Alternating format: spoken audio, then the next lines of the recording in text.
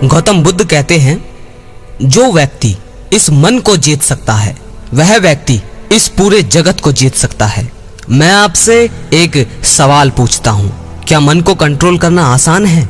ध्यान से देखिए आपके भीतर इस सवाल का क्या उत्तर उठता है। 99% लोगों के भीतर इस सवाल का उत्तर होगा कि मन को वश में करना कठिन है। अब दूसरा सवाल, ये मन आपका है या फिर आप मन के हैं? इस प्रश्न का 100% उत्तर होगा कि ये मन हमारा है, हम इसके नहीं। आपके मन में एक गहरा विश्वास बैठा दिया गया है कि मन को वश में नहीं किया जा सकता। भले ही आपको खुद ये लगता हो, किसी ने ना बताया हो, लेकिन कहीं ना कहीं आपके मन में बैठ चुका है, क्योंकि आप थक हार गए हो इस मन से, उसके विचारों से, उसके किए गए कामों से जो वो आपसे करवाता है। यह एक बेलगाम घोड़े की तरह है जिसे रोकना बहुत मुश्किल है, बिल्कुल असंभव है, क्योंकि आप मानते हैं कि मन को वश में नहीं किया जा सकता, इसीलिए आप कोशिश भी नहीं करते। मगर आज इस वीडियो के खत्म होते होते आपके भीतर से ये विश्वास भी खत्म हो जाएगा कि मन को वश में नहीं किया जा सकता। अब जो कहानी बताने वाला हूँ उसे बहुत गहराई से समझना, समय हो तो जरूर देखें। और जो भाई बोर हो रहे हैं, जैसे कि बहुत भाई कहते हैं कि भाई अब तुम्हारी वीडियो से हम बोर होने लगे हैं, तो उनसे कहना चाहूंगा कि आप अभी जा सकते हैं। जिन भाइयों में संयम है हमेशा की तरह, वो गहराई से बात को समझे। ये कहानी है एक बैरागी की। बैरागी वो होता है जो अपना सब कुछ छोड़कर किसी एक चीज को अपना लक्ष्य बना लेता है। कोई भी व्यक्ति बैरागी बेवजह नहीं बनता। बैरागी बनने के पीछे एक बहुत बड़ी वजह होती है। उस व्यक्ति के बैरागी बनने के पीछे भी एक बहुत बड़ी वजह थी। उस व्यक्ति के बैरागी बनने से पहले उस व्यक्ति के मन ने उस व्यक्ति से बहुत सारे गलत काम करवाए थे, बहुत सारे पाप करवाए थे। उस बैरागी का मन पूरी तरह से उसका मालिक बन चुका था और वह बैरागी पूरी तरह से अपने मन का गुलाम बन चुका था। यहाँ पर एक चीज बहुत ध्यान से समझने वाली है कि दो ही चीजें हो सकती हैं, या तो आप अपने मन के मालिक बनेंगे या फिर आपका मन आपका मालिक बनेगा। जीवन में हर सुख ऐश्वर्य की प्राप्ति के बाद भी उस बैरागी के मन में बहुत ज्यादा गहन पीड़ा थी। वही पीड़ा उस इंसान को बैरागी बनाती है। बैरागी बनने के बाद वह व्यक्ति संसारी लोगों से दूर हो जाता है। वह व्यक्ति वनों में भटकता है, भिक्षा मांग कर खाता है, ध्यान करता है, तरह तरह की साधनाएं करता है, लेकिन उसका मन शांत नहीं होता।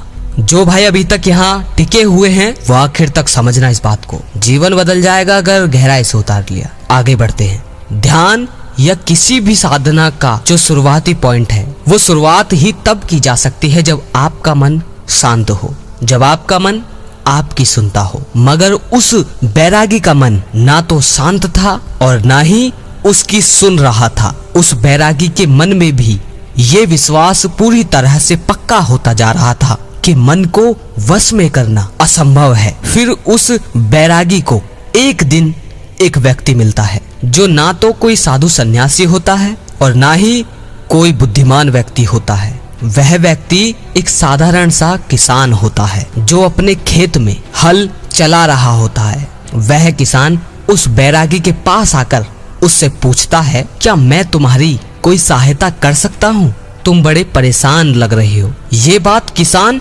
बैरागी से पूछता है। वह बैरागी उस किसान से कहता है, तुम मेरी भला क्या सहायता करोगे? तुम तो एक संसारी हो। वह किसान उस बैरागी से कहता है, मैं तुम्हारी सहायता कर सकता हूँ, मैं मन को वश में करना जानता हूँ। अब ध्यान से समझना मेरे भाइयों। वह बैरागी उस किसान की बात सुनकर हंसता है और कहता है, क्या कहा तुमने? तुम मन को वश में करना जानते हो? मैंने अपना सब कुछ छोड़ दिया, मैं तब भी इस मन का गुलाम हूँ और तुम कह रहे हो कि तुम इसे वश में कर सकते हो। वह किसान कहता है, मन को वश में करने के लिए सब कुछ छोड़ना आवश्यक नहीं है, बस एक चीज है जिसे छोड़ना बहुत जरूरी है। वह बैरागी उस किसान से पूछता है, वह एक चीज क्या है? वह किसान उस बैरागी से कहता है, गलत जानकारी। आज तक हमारे भीतर जो भी जानकारी गई है उसी ने हमारे मन का निर्माण किया है। वह बैरागी उस किसान से पूछता है, परंतु वो कैसे? वह किसान कहता है, मान लो तुमने आज तक अपने जीवन में कभी भी आम नहीं खाया है, तुम्हें आम के स्वाद के बारे में कुछ नहीं पता, तो क्या तुम्हारा मन कभी आम खाने को कर सकता है? नहीं ना। इसीलिए मन का निर्माण जानकारी से होता है। वह बैरागी उस किसान की बात सुन उस किसान से कहता है, क्या आप इस विषय में मुझे और समझा सकते हैं? वह किसान उस बैरागी से कहता है, अगर तुम अपने मन को अपने वश में करना सीखना चाहते हो तो ध्यान से सुनो। वह किसान उस बैरागी से कहता है, तुम अपने मन को तभी वश में कर सकते हो जब तुम अपने मन की जड़ों को देख पाओगे। मन का निर्माण जानकारी से होता है। हमारे भीतर जानकारी के प्रवेश के लिए 5 दरवाजे होते हैं। पहला, आँख। आँखों के द्वारा हम जो भी देखते हैं, अच्छा या बुरा, वो सब हमारे मन में बीज के रूप में बो दिया जाता है। दूसरा, कान। कानों के द्वारा हम जो भी सुनते हैं वो सभी हमारे मन में बीज के रूप में बो दिया जाता है। तीसरा, जीभ। जिस भी चीज का स्वाद हम एक बार ले लेते हैं वह स्वाद हमारे मन की याददाश्त में दर्ज हो जाता है। चौथा है नाक। जो भी चीज हम एक बार सूंघ लेते हैं, खुशबू या बदबू, दोनों ही हमारे मन में जमा हो जाती है। पांचवा है त्वचा। जब भी हम किसी भी चीज को एक बार स्पर्श कर लेते हैं, छू लेते हैं, वह याददाश्त हमारे मन में जमा हो जाती है। इन 5 दरवाजों से जो भी जानकारी हमारे भीतर जाती है वह जानकारी बीजों के रूप में जमा हो जाती है और धीरे धीरे वृक्ष बनती है। तुम्हारा मन मिट्टी के जैसा है जिसमें बीज बोए जाते हैं और तुम्हारी समझ बीज बोने वाला किसान है।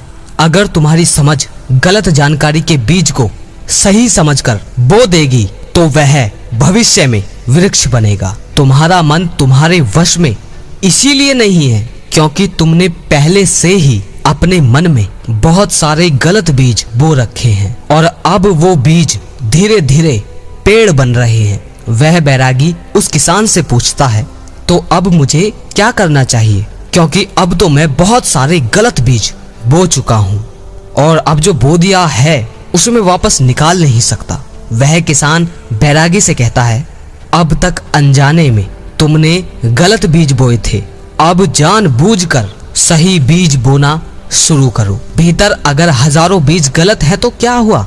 अब लाखों सही बीज बोने के लिए तैयार हो जाओ। पूरे दिन तुम्हें बस ये देखना है कि इन 5 द्वारों से, ये जो आपके 5 दरवाजे हैं आपके शरीर में, इनके द्वार से तुम्हारे भीतर क्या जा रहा है। जो जानकारी तुम्हारे भीतर जा रही है वह सही भी है या नहीं।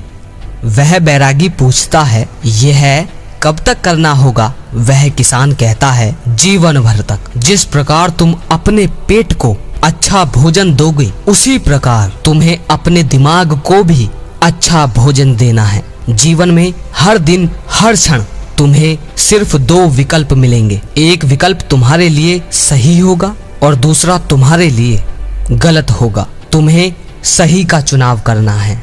याद रखना, सही को चुनते वक्त तुम्हारे भीतर पीड़ा पैदा हो सकती है मगर वो पीड़ा कुछ देर ही रहेगी। चाहे कितनी भी पीड़ा अंदर क्यों ना हो, मगर तुम्हें हमेशा सही को ही चुनना है। जितनी बार तुम सही चुनोगे उतनी बार तुम अपने भीतर एक सही बीज बोओगे। जिस दिन तुम्हारे भीतर गलत बीजों से ज्यादा संख्या सही बीजों की होगी उस दिन तुम्हारा मन तुम्हारे वश में होगा। मगर उसके लिए आज और अभी से लगातार अपना प्रयास जारी रखना होगा। वह बैरागी उस किसान की बात समझ जाता है। क्या आप कुछ समझ पाए? इस वीडियो का सवाल अगर आपके अंदर कोई है तो कमेंट में मुझसे पूछ सकते हैं, मैं आपका सवाल का जवाब जरूर दूंगा। और अगर आप चाहते हैं कि इसी पर अगली वीडियो आए गहराई से आपको समझाने के लिए तो भी कमेंट में बताएं। अगर लगे शेयर करने लायक तो शेयर जरूर कीजिए और जो भाई शेयर करते हैं उनका बहुत बहुत आभारी हूं। अगली वीडियो में फिर मिलते हैं। जय श्री कृष्णा।